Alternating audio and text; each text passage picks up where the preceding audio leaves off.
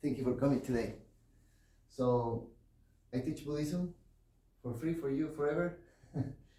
This is where I study, purelandschool.com. I hope one day you will join us and learn too. So, today I will talk about something very interesting about the different periods of time where we can attain enlightenment. I explained about what enlightenment is in the last video.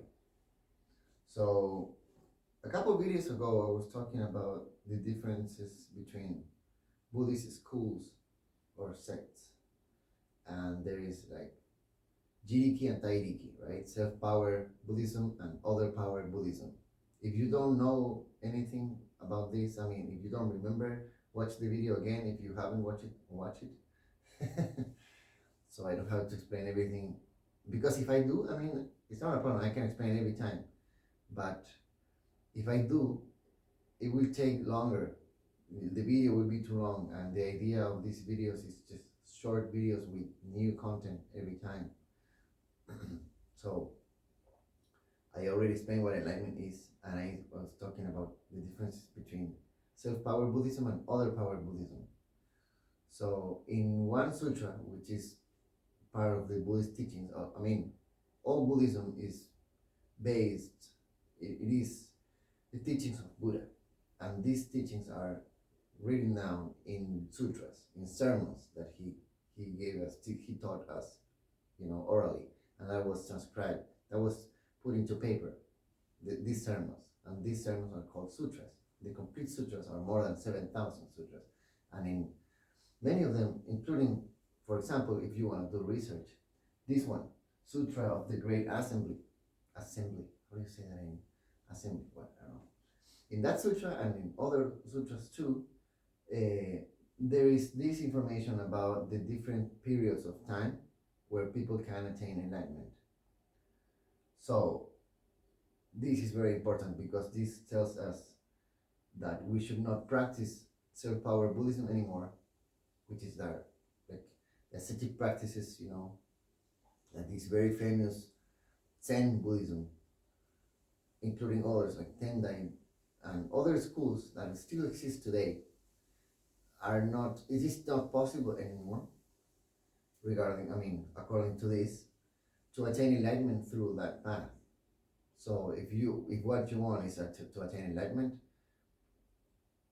it is just not possible. So only Pure Land Buddhism, which is what I learn and teach, it is possible, only in Pure Land Buddhism it is possible to attain enlightenment in this period. Why?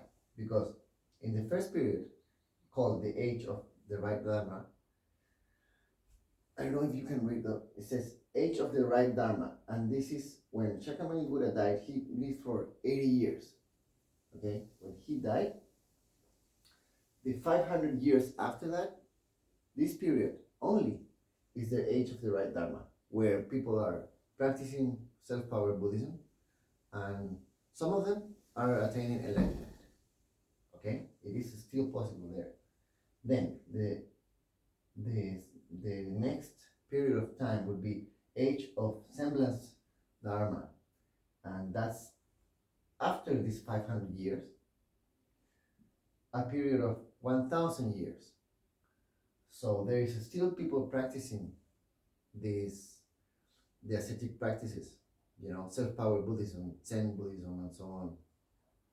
But no one is attaining enlightenment. So only that period was possible. When did Shakyamuni Buddha die? Or when did he live? Around 2,600 years ago. So if you do the math, around 2,100 years ago, the period of time was over for us, humanity, to attain enlightenment through that path, which is not the one that is most recommended, because it's also so difficult, and not everyone can practice that way of life, of restraining yourself, desires, and go living to a mountain and just practice. Buddhism is meant for everyone, including, a mother with 3 children who cannot just leave those children behind and go to a mountain to attain enlightenment. That's not going to happen. So Buddhism is for everyone, for the foolish, the wise, the young, the old. So in Pure Land Buddhism, which is true Buddhism, real Buddhism, the message of the Buddha is correctly taught. How to attain enlightenment, how can anyone at all can attain enlightenment. So that period is over. In the second period, age of semblance Dharma, it's after these 500 years, I think I already explained this, sorry, this 1,000 years, there are still people practicing this. And then, but no one attained enlightenment. Then the age of Dharma decline. It's like, we are in this era, because it's after this 1,000 years, 10,000 years. That period, there is another period after this, but there is no room. But the point is this: in this period, of course, it is not possible anymore to attain enlightenment through self-power Buddhism. And there is still, there's fewer people practicing self-power Buddhism. The very ascetic practices. It's less than before. It's less practiced. During this period, Master Shinran, or Shinran Shonin, was living. He was born. His life was in this period, which is our period too. 10,000 years after the 1,000 years, after the 500 years, after Shakyamuni Buddha. So in this period, Master Shinran was born, and in short, he was very eager to attain enlightenment, and he went into the priesthood. He entered the priesthood at the age of 9, and he practiced for 20 years in the mountain, in Mount Hiei, for 20 long years, and he couldn't attain enlightenment, and he was desperate. And then he descended the mountain and found a true teacher of true Buddhism, Master Honen. And Master Honen taught that he also lived through the same, I think about 26 years, same story, in the same mountain, Mount Hiei, with the Tendai school.